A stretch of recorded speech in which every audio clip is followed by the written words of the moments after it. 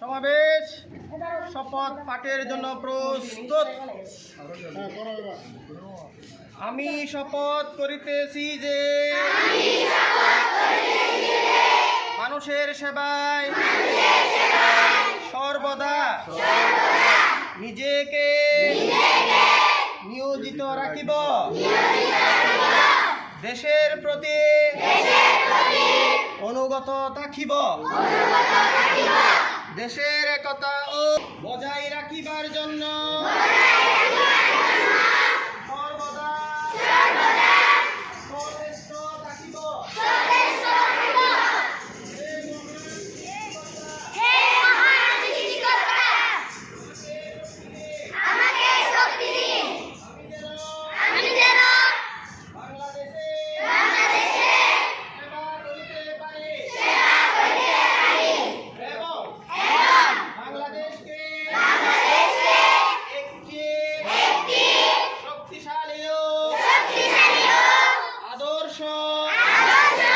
রাষ্ট্র হিসেবে গড়িয়া তুলিতে পারে। আমেন।